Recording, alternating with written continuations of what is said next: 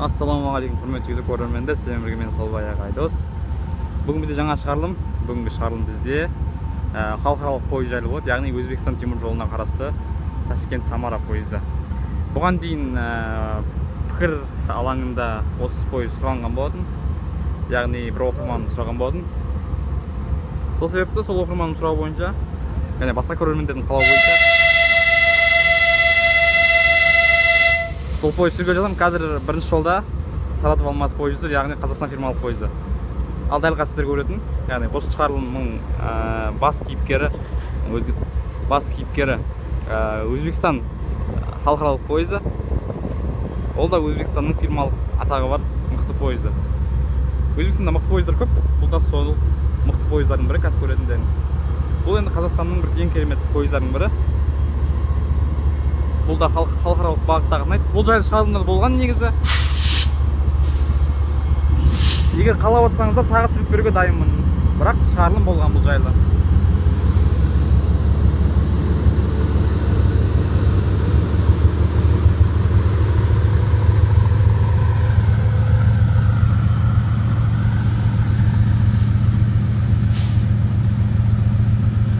Вагондар әдемі бір келді бұның. Ресейлік вагондар жоқ. Сол ескі вагондар сәл. Ресейлік дегенде жаңа вагондар да Тверден келген. Маңғыстау сияқты. Өзбекстанның вагондары енді олардікі өздерінен шыққан бір бөлек вагондар. Қазір көресіздер. Негізі ол жайлы шығарылым болған, бірақ көрермендердің сұрауы бойынша тағы түсіріп жатырмын. Айтпақшы көрермендер құр қарап отырмай, арнаға тіркеліп, лайкты, комментарийді, жалпы арнаға барынша өз күшімізде. Және де көрермендер құр қарап отырмай, арнаға тіркеліп, лайк баса отырайық. 2000 оқырманға сәл ғана қалдық. Әнеге 2000 оқырманға жеткізіп тастайық. Сіздерді қолдауларыңыз мен үшін бір ауадай қажет, мен үшін үлкен мотивация. Сол себепті қолдауды аямаймыз, мен де сапалы контент түсіруден аянып қалмаймын. Ендеше жалғастырайық.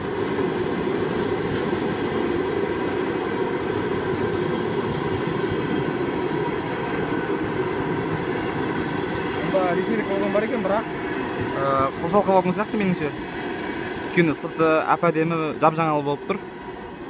Меніңше Ресейден келе жатыр бұл вагон. Қазір екінші жолға немесе бірінші жолға келеді. Ташкент-Самара пойызы. Ташкент-Самара пойызы білесіздер, енді білмейтіндер бар. Бұрын карантинге дейін Москваға шейін қатынаған. Ташкент-Москва деген күшті пойыз болған. Кейін карантиннен кейін Самараға шейін қысқартып тастады. Қазір сол Самараға дейін қатынап жүр. Бичек Москвада Самараға дейін, Москваға шейін қатынаған, қазір Самараға шейін қатынап жатыр. Енді Мәскеуге дейін созуды қолға алса болатын еді. Жақсы ғой Мәскеуге тікелей пойыз болса бізден. Вокзал көрініс осындай. Күн ыстық, бәрі іште отыр. Қызметкерлер жүр вокзалда. Мен де көлеңкеде отырмын, пойыз күтіп. Былайша тыныштық вокзалда. Бірақ вокзал қызметкерлері бар. Ендеше арнаға тіркеліп, лайк баса отырыңыздар. Ал мен пойыз келген кезде түсірілімді жалғастырайын. Жарай ма? Кеттік ал. Тіркелдіңіздер ма? Ал жалғастырамыз ендеше. Тіркелсеңіз, Алла разы болсын. Арнаға тіркеліп болсаңыздар, мені өзі де келді. Сіздердің тіркелгендеріңізді күтіп тұрып қапты бұл да. Кешіккен жоқ, жақсы, өзің уақытымен келіп жатыр.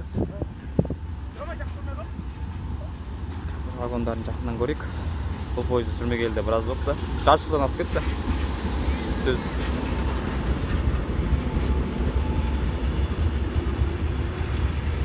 Ташкент-Самара, Өзбекстан.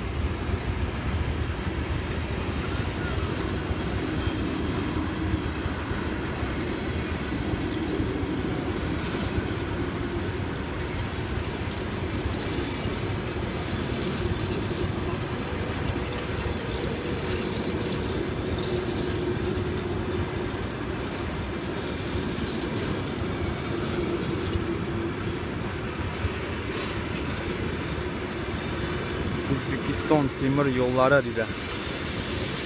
Вагондары барлығы да бір текті, әп-әдемі екен. Uzbekistan Railways. Өзбекстанның ұлттық компаниясы бұл да, сіздің қызы сияқты. Ал, қош келдіңіздер өзбек ағайындар. Өзбектерге жалынды сәлем. Ассаламу алейкум. Өзбек бауырлар. Ал, келді.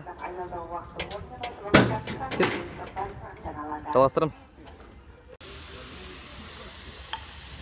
13 вагонмен бітеді екен. Құрам қатты үлкен емес, қатты кішкентай емес, өте әдемі. Сыйымдылығы да әдемі сияқты. Өйткені жолаушылар да өте көп түсіп жатыр. Бұрын негізі қыстың күні қатты бір жолаушылар көмейді, басқа уақыттарда да. Ал жаздың күні енді жолаушылар өте көп екен.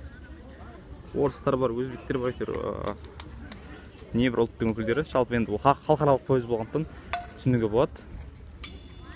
Жалпы 3 мемлекетті байланыстырып тұр бірден. Өзбекстан, Қазақстан, Ресей. Жалпы 3 мемлекеттің арасындағы жалпы жұмыс бабымен болсын, саяхат бабымен болсын, түрлі себептермен мысалы саяхатқа жолға шығатын жолаушыларға қолайлы етіп істеліп қойған. Ташкенттен бүгін таңғы 6-та шықты бұл. Енді біздің уақытпен таңғы 7 ғой.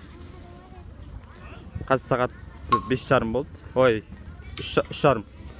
15:30. 15:50 болды демде. Мен жобалап жатқам ғой, нақты сағат білмеймін. Вагондарының жай-күйі осындай.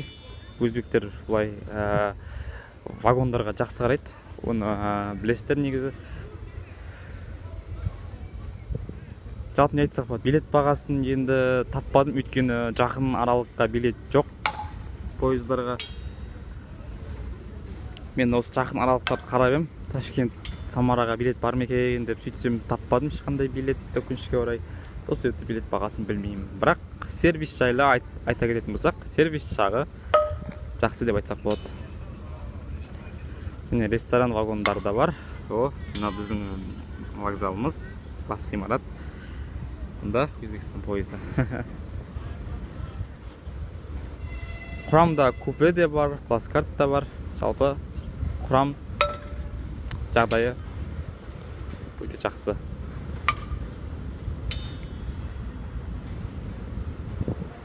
Арнаға тіркеліп қолдап отырайық. Және келесі қандай шығарылым болсын, соны комментке жазыңыздар. Мен қолымнан келгенше түсіріп беремін. 7-ші вагон. Жалпы Самараға дейін қатынаса да жолаушыларға өте қолайлы.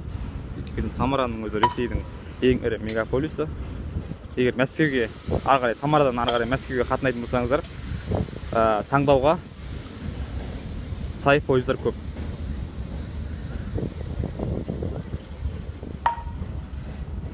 Бірақ мен Қазақстанда тұрсам да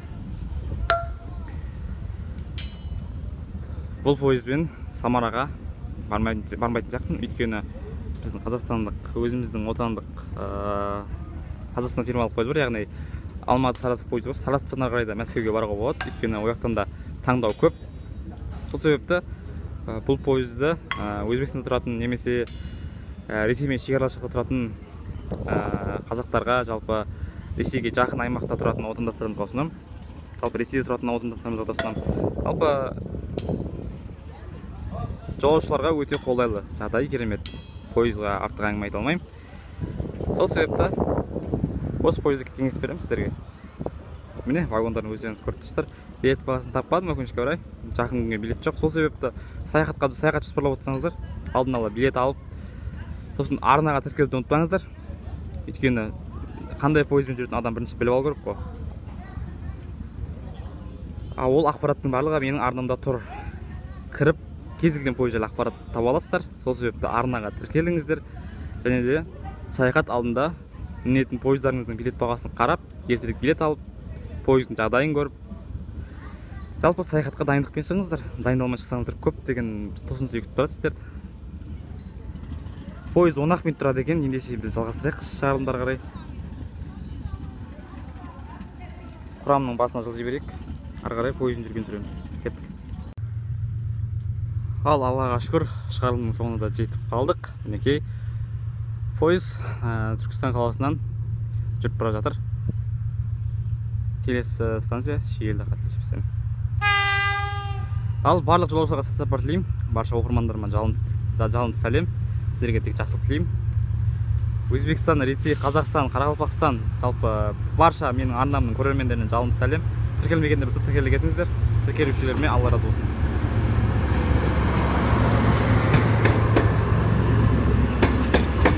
Ташкент, Самара.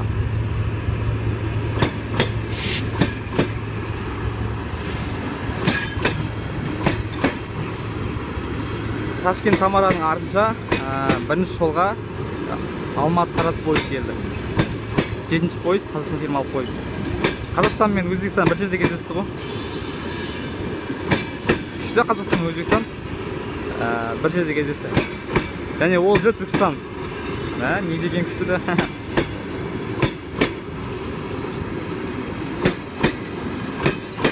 Ал сіздерім болған мен Айдос.